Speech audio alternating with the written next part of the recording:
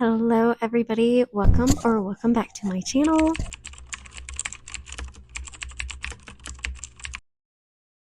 Today we're going to be doing my August wrap up, but we're going to be doing it a little bit different because I'm going to be going through these books with the End of Summer Jam Readathon prompts and just talking about them that way, giving you my ratings. If you want to know any other details about the books, feel free to reach out or ask questions if I didn't touch on what you wanted to know. So the End of Summer Readathon was hosted by Christy A. Cole here on BookTube. This was a really cool concept. So instead of doing like prompts to where you had to fill it, you basically just mood read. You read whatever you wanted, and then these are questions kind of about the book after the fact. And the only stipulation was that you had to do the question for the book that you finished. Like if you finished this book first, then you had to do question number 1 with it, and so on and so forth.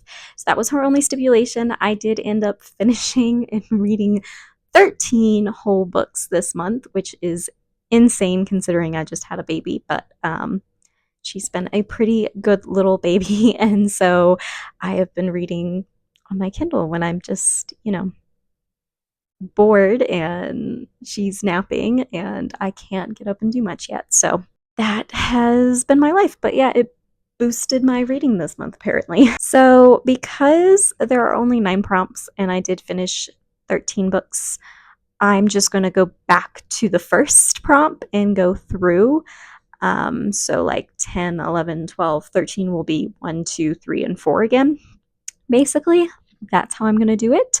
I don't remember if Christy said there was a certain way to do that, but that's what we're going with. So let's just get into all of these books and the questions. All right, so the first book that I finished and read in the month of August was The Lonesome Gods by Louis L'Amour, or Louis L'Amour. I don't know why I keep wanting to say Louis L'Amour. It says Louis. And the first question prompt is how did this book make you feel? Talk about the good, the bad, the happy, and the sad. I don't know how exactly it made me feel. I enjoyed this one. I guess it made me feel a little sad because it's kind of a Western tragedy. There's just so much going wrong in this boy and then man's life. So I definitely had a lot of can't he catch a break, or can't we get something happy here? But I was also just very intrigued with the story and what was going to happen next. But outside of that, I don't think it's a Western. It's pretty slow paced and stuff. I didn't have varying degrees of emotion going up and down throughout it or anything like that. So yeah, and that was the first book I read, and I gave this one a 4 stars if anyone is curious. The second book I read was The End by Lemony Snicket. This is the 13th book in the series of Unfortunate Events, the final in this middle grade series. And I really enjoyed this one. I gave it a 4 stars. The question for this one: describe the setting of this book, and did you like it, and would you want to go there? So this 13th one, they're actually out at sea, and then they end up stranded on this island out in the middle of nowhere. So I didn't hate the setting. I think it worked well for what was happening in the story, and it was very interesting, but I don't know if I would particularly say I wanted to go to this setting, because there was, it's kind of a deserted island, but not really. And yeah, I don't want to spoil too much because, like I said, it's the last book in a 13-book series. So, but yeah, I wouldn't particularly want to go here. So, all right, the third book that I read was I Think He Knows by Katie Bailey. This is a clean closed door rom-com. It is the second in an interconnected standalone series. I hadn't read the first, so obviously don't have to read the first to enjoy this one. I ended up giving this one a 3.5 stars. And the question that goes along for this book, number 3, is how long has this book been on your TBR and how do you feel now that you have read it? This one honestly hasn't been on my TBR that long. My husband actually got me this one for Christmas. So a little over, like right over 6 months, I guess, here. And I feel pretty proud of actually like reading a book that I got for Christmas and stuff within like this like 6 months, like obviously before the next Christmas. But yeah, I feel pretty accomplished because normally stuff just ends up sitting and sitting. So I'm like really glad that I got to this one relatively quickly for me. Like I feel like I'm getting better. The fourth book that I finished up this month was actually an arc, and that was Perfectly Knit, Praying Powerfully in Pregnancy. This is by Marie Lynch. It is a book, I think it's set to come out at the end of September here. I could be a little bit off in that time frame. I will try to put it somewhere if I find it, but I believe it's coming out at the end of September. I gave this one a 4 stars. I enjoyed it. I literally finished this the night that I was in labor and right before I went to the hospital and gave birth. So I did read through this a lot faster than you're supposed to read through it. And the question that goes with this one is so funny to me that it's this one because I'm like, this isn't as interesting, but oh well. The question is, did the description live up to what was inside the book, or did it give too much away? And it says you don't have to read what the book was about. Obviously, I had read what it was about though, because it was an arc and I had requested to read it. And this arc was like, it's a nonfiction, and it's literally titled Praying Powerfully in Pregnancy. So it is like a daily prayer guide. It's very self-explanatory. So yes, I think it did a good job with the description. I think it explained it pretty well.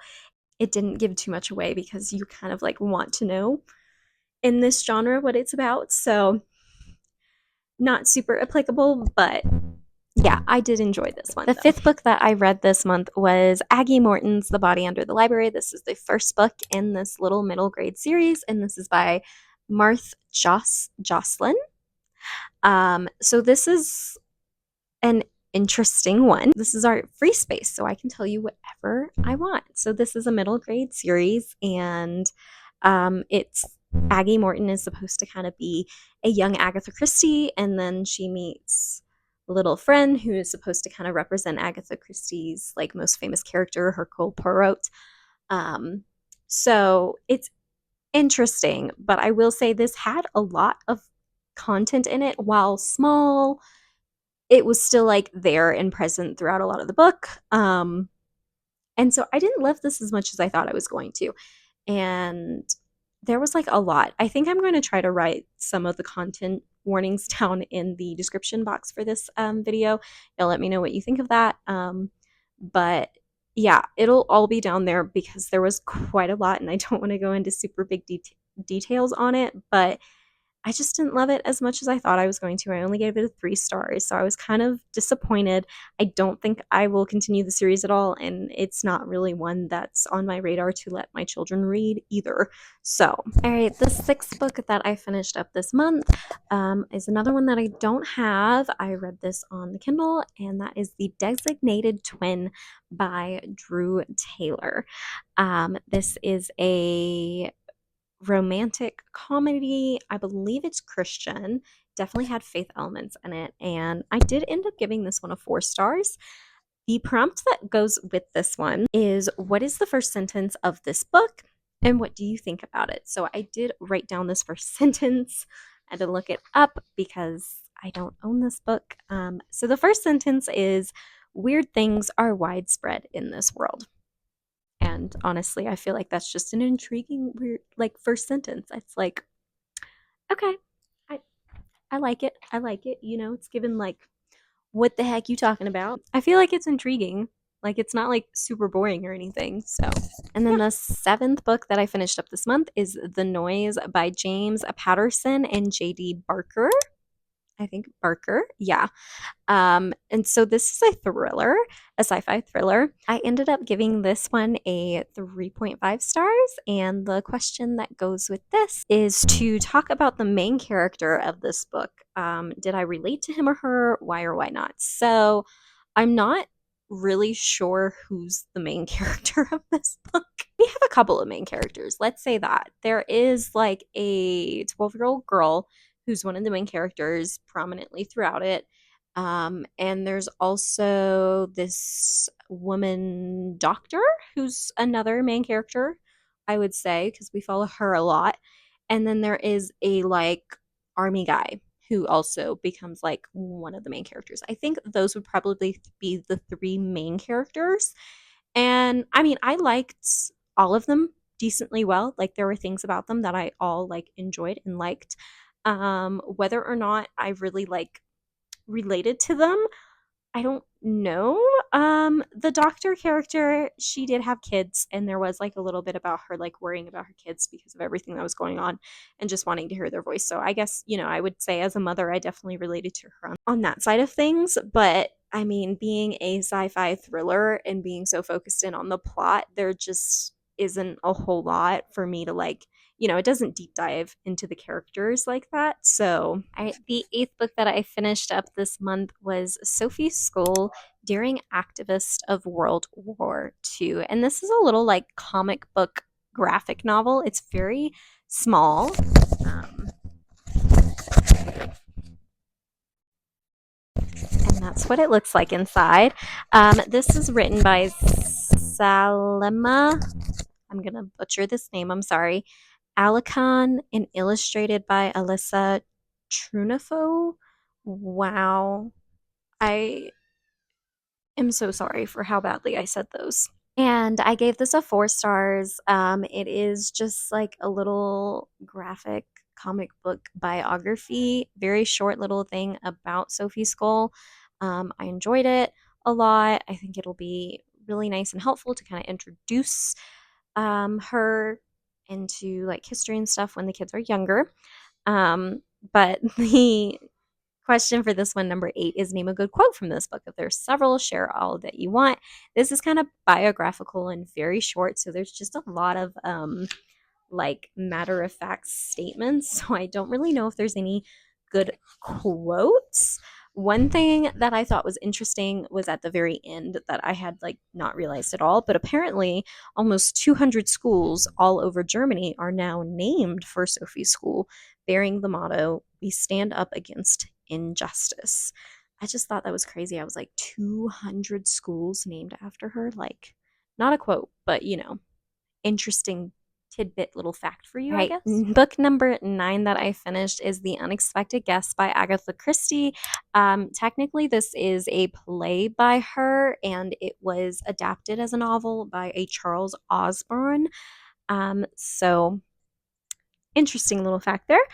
And I rated this one a 3.5 stars. The question that goes along with this one, number 9, is would you recommend this book to even if you didn't like it or love it? And the Christie lovers, mystery level lovers, and especially if you kind of love like a whodunit in a play type of style, like I feel like you still get those vibes, even though he adapted it into a novel. I honestly really enjoyed it. And it was definitely one of the quicker ones to get through for me for Agatha Christie. So if some people have a little bit harder of a time getting through it because it was somebody else who kind of adapted it from a play, I feel like it's very quick and easy to get through. Number 10 that I finished this month, so we're going to be going back to question 1, is Of Mice and Men by John Steinbeck. This is my first of Steinbeck's novels, and I was really excited to read this. I actually had no idea anything about this. I've never heard anything. When I was looking at the reviews afterwards, I saw a lot of people who I guess had been like spoiled by little things, and they were like, "Oh yeah, well I knew this. Everybody knows this." And I was like, I have never heard of any of this. So I was not spoiled. And that was kind of nice. But it was very, very different than what I was expecting it to be. I did end up giving this a 3.5 stars. I enjoyed it, but to me, it was nothing spectacular. I didn't absolutely fall in love with his writing style or anything in this. And for this question, since we're going back to number one, it is again, how did this book make you feel? Tell us about the happy and sad, the good and the bad. And so this book, I felt like it definitely kind of made me a little bit shocked and a little bit sad, especially with that ending. For those of you who haven't read it, I'm not going to spoil it for you. But I was not expecting the ending, and it was really kind of like tragic and heartbreaking because of the time and stuff period and just what had to happen. But it was also just like such a slow buildup throughout all of this that I was just kind of like wondering what was going to happen, what was the point of the novel, all of those things throughout it. So I definitely feel like I felt kind of just some confusion throughout it, but it definitely pulled at my heartstrings with that tragedy at the end for sure. Book number 11 is The Whispers of the Wind. This is by Abigail G. Thompson. It is the first book in a duology fantasy series about her, by her, I believe. And this one I gave a 4 stars. It would fall under the second question, which is to describe the setting. Do you like the setting? Would you go there?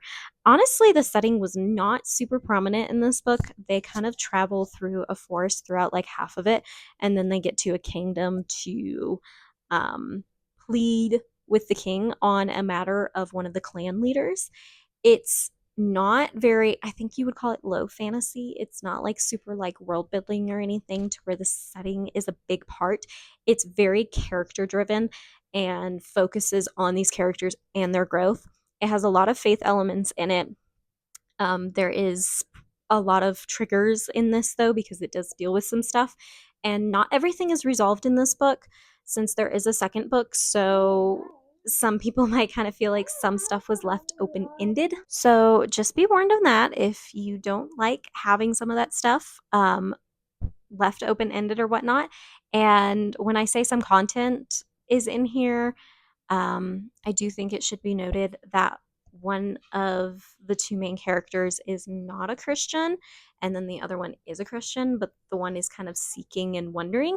So not everything's going to be like totally like, oh, squeaky clean. I'm like trying to follow Christ every single moment because one of them hasn't found him yet. So just fair warning on that. But yeah, it's kind of weird to describe the setting on this because I just don't know how to describe it. I don't think I'd want to be there in like the woods in that setting throughout the whole traveling journey because it just didn't seem very fun. Although the kingdom, once they get there and they're at the palace and pleading with the king, that seemed okay. I would be down with that. So yeah. Right. And the 12th book that I finished and read up in the month of August was Agatha Christie's Passenger to Frankfurt. And the question that goes along with this one is, how long has this book been on your TBR, and how do you feel now that it's off of your TBR, basically? And this one has actually been on my TBR for a couple of years here. I don't want to say too long, but somewhere between 2 and 4 years at least. I've had a good few Agatha Christie's on my TBR, so I feel very accomplished finally getting to these and getting this off my TBR. I will say though that this one was only a 2 stars for me. This is the lowest rated Agatha Christie book I have ever read. And there was just a lot of weird stuff in it, a lot of like weird political and philosophical stuff. It wasn't as much of a mystery for her. It was more of like a spy espionage angle, but the plot was really broken. I was not following it well. She kept trying to mix in a bunch of philosophical talks about stuff, and it was just really weird. So I wouldn't particularly recommend this one, but I am very glad that I got it off my TBR. So. All right, and then the last and final book that I read in the month of August, number 13, was War of Worlds by H.G. Wells. This is a classic sci-fi novel. It is actually the first alien invasion novel ever written, which I did not know at the time, but that is pretty cool.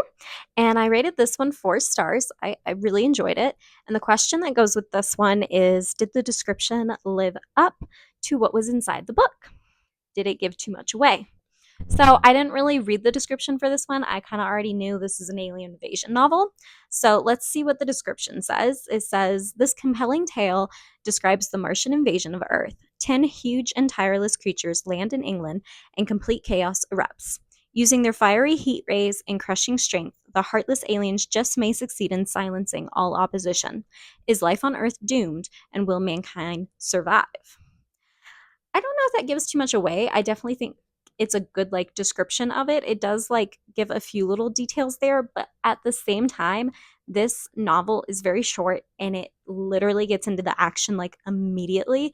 So, and everybody kind of knows it's an alien invasion, so I feel like you kind of already know just by those two words that that's going to happen. So for me, I feel like it's a good description and it doesn't give too much away.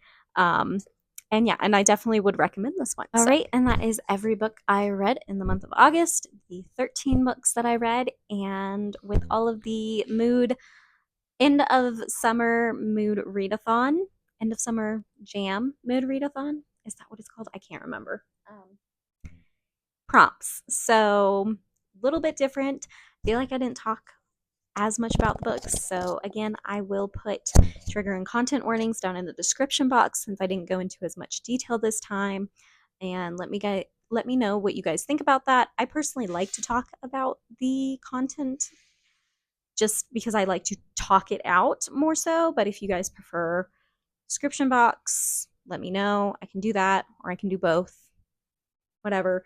But yeah, let me know if you guys participated in this readathon and what your favorite book of the month was. I have actually no idea what my favorite book of the month was. I don't think I had a book over 4 stars. I think I had a couple of 4 stars. Yeah, I had a good few 4 stars. Honestly, I kind of think War of the Worlds might be my favorite of the month, which was the last one I finished up of the month. I just feel like it had me the most engrossed and intrigued and just enraptured the whole time. But yeah, let me know down in the comments, and I will see you guys in my next video. Bye.